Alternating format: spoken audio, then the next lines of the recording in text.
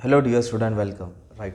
तो the question we are discussing operational technology मतलब Indian banking system में क्या क्या न्यू टेक्नोलॉजी आया, राइट। तो जब बैंकिंग सिस्टम चेंज आया अपना 1990s के बाद, ओके, तो आईटी सेक्टर कंप्यूटराइज ने क्या किया, पूरा इंडियन बैंकिंग को पूरा बदल दिया, राइट।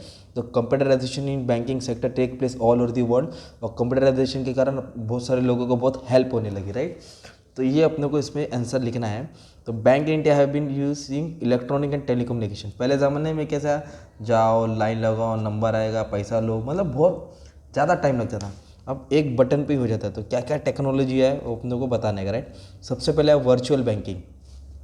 पहले आपको बैंक में फिजिकली जाना पड़ता था, खुद जाना पड़ता था बैंक में। और वर्चुअल मतलब होता है ऑनलाइन, मतलब it donate that rendering of banking, मतलब बैंकिंग सर्विस देना through extensive use of IT. किसके मदद से? IT without direct physical resource, मतलब बिना जाए अपने को बैंकिंग सर्विस मिलेगी, right. The service are delivered to the customer by relying solely on IT, computer based technology. The most important types of virtual banking is ATM, electronic fund server, debit card, credit card. तो ये सब virtual banking के example है, बिना bank जाए मतलब banking service को use कर सकते हैं। फिर एक एटीएम है। तो एटीएम क्या है? एक सेल्फ सर्विस वेंडर मशीन होता है। मतलब एक मशीन रहेगा, आपको उसमें कार्ड डालना है और पैसा निकालना, राइट। तो जितना आपके पास अकाउंट में बैलेंस है उतना ही आप पैसा विड्रॉ कर सकते हैं। आपको एक एटीएम कार्ड दिया रहेगा जिसमें 4 कोड दिया रहेगा, राइट। तो सबको मालूम है एटीएम कार्ड का, उसके बारे में डाल देगा। To get ATM service customer are provide with ATM card which is a small pastry card. Magnetic strip होता है, इसमें इंफॉर्मेशन रहता है, name of the bank, customer रहता है, और मेन बात उसमें पिन रहता है, राइट, सिग्नेचर पैनल रहता है। ये सब डाल देने का तुमको, ठीक है। और 2-3 पेटी का एटीएम कार्ड का एग्जाम्पल बना देने का फोटो, तो और अच्छा लगेगा, ओके। फिर डेबिट कार्ड, तो डेबिट कार्ड को प्रीपेड कार्ड बोलते हैं और क्रेडिट कार्ड को पोस्ट पेड बोलते हैं, ठीक है। तो डेबिट कार्ड मतलब वो होता है कि जितना तुम्हारे अकाउंट में बैलेंस है आप उतना ही पैसा निकाल सकते हो। और क्रेडिट कार्ड कैसा है कि तुम्हारे जितने अकाउंट में बैलेंस है उतना तो निकाल लेंगे, अगर कम पड़ेगा तो और तुमको लोन भी मिलेगा। जैसे कि डेबिट कार्ड में 1 लाख रुपये है और क्रेडिट कार्ड में 1 लाख रुपये है, तो आप डेबिट कार्ड में 1 लाख से ज़्यादा पैसा नहीं निकाल सकते।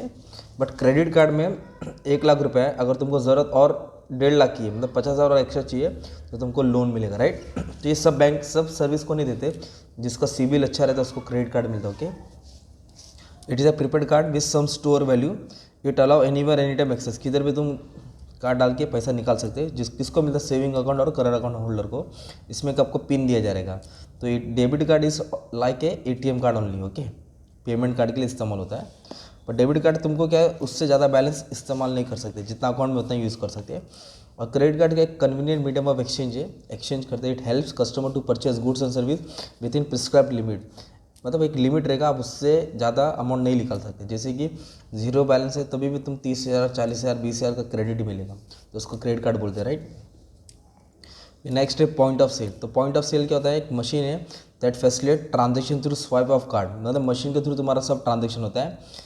तो point of sale facilitate electronic fund transfer, electronic fund transfer करेगा। पॉइंट ऑफ सेल क्या करता है? सपोर्ट डेबिट और क्रेडिट कार्ड सिस्टम को सपोर्ट करता है। एक प्लास्टिक कार्ड जितना भी होता है चिप, उसके अंदर थ्रू, मतलब एक मशीन के थ्रू तुम्हारा सब ट्रांजेक्शन हो जाएगा। तो पॉइंट ऑफ सेल एक जगह पे सब कुछ। डोर स्टेप बैंकिंग मतलब आप बैंक नहीं जा सकते, बैंक तुम्हारे घर पे आएगा। This mean banking service and product are made available to customer at resident, घर पे आएगा। अकाउंट खोलना, सर्विस, बैंकिंग रिलेटेड सब। Internet banking, it is also called online banking, where traditional banking service are provided through internet. जो normally banking service थी अब वो online हो गई, उसको बोलते हैं internet banking. With the help of internet one can use the banking service, okay. ये सब डाल देने का। Internet banking helps customer to open account, pay bill, no account balance, है ना, सब चेक कर सकते हैं। फिर मोबाइल बैंकिंग, तो मोबाइल बैंकिंग क्या है? इंटरनेट बैंकिंग का एक्सटेंशन है, उसके और डिटेल में गए। It allow account holder through mobile phone, mobile phone के थ्रू हम द बैंक को एक्सेस कर सके। ऐप आएगा, डाउनलोड करो, मैसेज चेक करते कितना पैसा आया, कितना पैसा गया।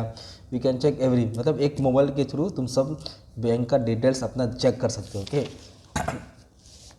टेली बैंकिंग मतलब ये इलेक्ट्रॉनिक बैंकिंग होता है, मतलब बैंकिंग सिस्टम को आप टेलीफोन से कंट्रोल कर सकते हैं, पूछ सकते हैं, मॉनिटर कर सकते हैं, चेक कर सकते हैं। तो टेली बैंकिंग मतलब with the help of telephone, okay. 24 घंटा सर्विस बैंक देती है। फ़ोन बैंकिंग क्या होता है? Under this service a customer can talk to a phone banking offer for transacting banking transaction. Phone के थ्रू अपन बोलेंगे कि भाई मेरा ट्रांजेक्शन करो, कैंसिल करो। तो पीपीआई क्या है? Purchase of goods and service including fund transfer against value store in such instrument. Value store in such instrument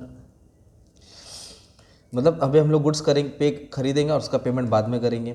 और इलेक्ट्रॉनिक फ़ंड ट्रांसफ़र, यहाँ से वहाँ ऑनलाइन फ़ंड ट्रांसफ़र करना है किसी को भी, इसको NEFT बोलते हैं, जो 2005 में आया था, जिसके कारण एकदम अच्छा खासा अमाउंट हम लोग इंडिया में कहीं भी ट्रांसफ़र कर सकते हैं। इलेक्ट्रॉनिक क्लियरिंग सर्विस, मतलब हमको डिविडेंड, जैसे डिविडेंड आता है, रेंट पे करना है, इंश्योरेंस पे करना है, अलग अलग पेमेंट करना है, तो एक ही चीज़ बैंक को दे दो, बैंक सब अपना पेमेंट करते रहेगा मंथली। और रियल टाइम ग्रॉस सेटलमेंट, मतलब क्या होता है, RTGS बोलते हैं, तो एफिशिएंसी बनाने के लिए चेक क्लियर करना। It is electronic based settlement inter bank, एक बैंक दूसरे बैंक से लेन देन करना, इंट्राडे, लिक्विडिटी सपोर्ट, रोकड़ा मिलेगा, कैश मिलेगा, मतलब ऑनलाइन सेटलमेंट सब। ओके, कैशलेस, फिर डिजिटल इकोनॉमी हो गया, फिर गूगल पे आ गया, फ़ोन पे आ गया, UPI पेमेंट आ गया, ये सब क्या हो गया, प्रोग्रेस हुआ किस में, बैंकिंग टेक्नोलॉजी में। और ये इसके पहले आंसर वाले भी हम लोग पढ़ लिए, trends in commercial banking. Okay, तो दोनों में से एक आंसर एग्जाम में आ जाएगा, तो बैंकिंग में ये वाला आंसर पढ़ना है। अगर इशू आ गया, इशू मतलब प्रॉब्लम डाल देने का है, तो प्रॉब्लम क्या है, बैंक में फ्रॉड होता है, बराबर टाइम पे लोन नहीं देते, करप्शन होता है, पुअर सर्विस है, कुछ बैंक लॉस में है, डाल देने का, ठीक है। और भी आंसर तुमको मिल जाएगा, ठीक है। Thank you.